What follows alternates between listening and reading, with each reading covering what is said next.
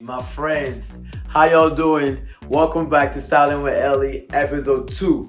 Today I'll be talking about styling the hottest working man in show business, the king of comedy, my boss, Mr. Harvey. I'm going to talk about my most coveted style looks that I've had the honor to style for Mr. Harvey and what it took for me to style these looks on this episode.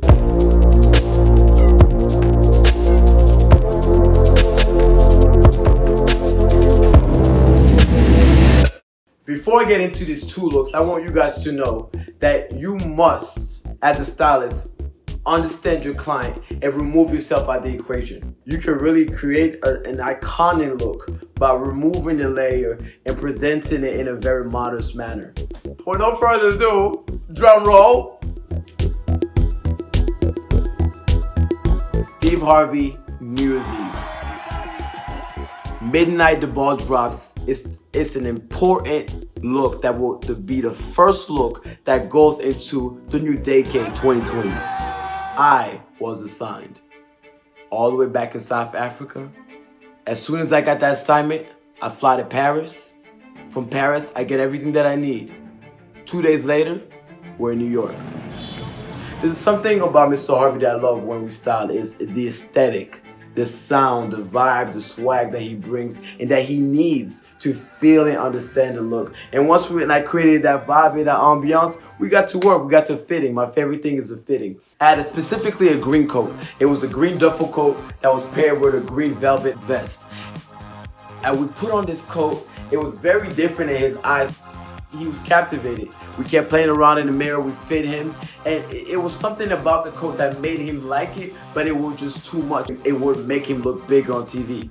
So we said, no, we'll put the coat back, and during the last fitting that evening, after his dress rehearsal, we came back to the coat, and we removed the vest of the coat, and we put the coat on just by itself, and we said, no, it's too simple.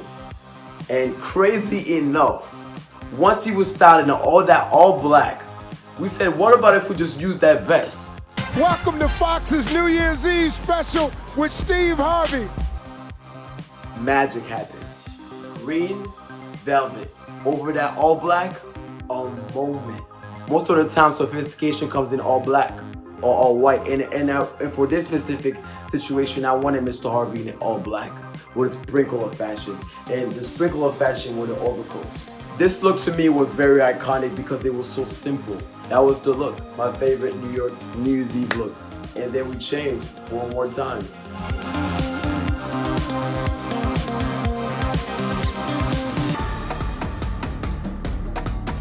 Look number 2, the NFL honors in Miami. When I got assigned that job, I was just ecstatic. An award ceremony, a formal moment in front of a nationwide American audience. As a stylist, you must do your research, and I really educated myself on what the NFL Honors is. It's an award ceremony that celebrates past icons and the new icons coming in.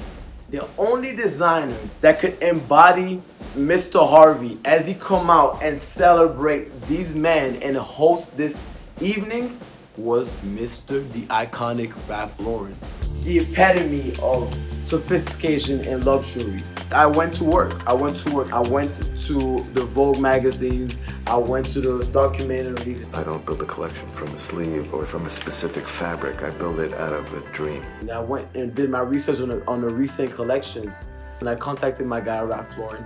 We started designing. We started having some brainstorming, picking fabrics. Then I fell in love with one tuxedo look.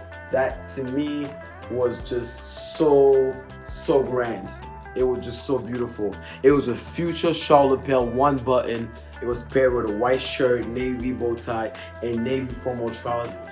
And I looked at it and I said, wow, that looks great, but that looks like anybody can style this look from this specific Ralph Lauren collection, and I want my client to look exceptional. I got approval to design and customize the tuxedo that I fell in love with.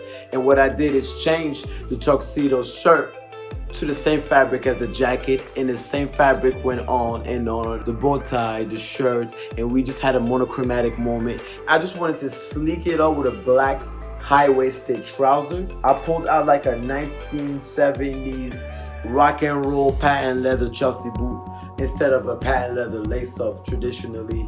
I'm not a traditional stylist, I'm not a traditional guy. I like rock and roll, I like the 50s.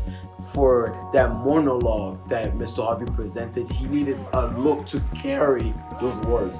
Beyond every look is my favorite because it's a moment of growth. I felt like for the NFL honors, I understood my position. I understood my boss's position. I understood the pressure he had for that moment. And I'm so proud.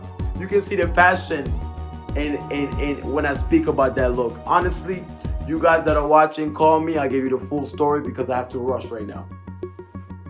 It's a very easy thing to forget.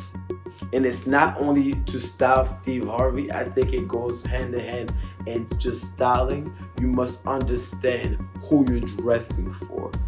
Today, I decided to dress for you. I was gonna wear a tie, but I was dressing for you guys. We're friends. I'm educating you. You're feeding back into me. And I want to be more relaxed. I removed the tie. If I was going to Chick-fil-A, I probably wouldn't wear this. Dress for your audience. Who needs a look update? If you need a look update, if you want a makeover, or if you just want just a 2.0 version of yourself, make sure you watch the next episode.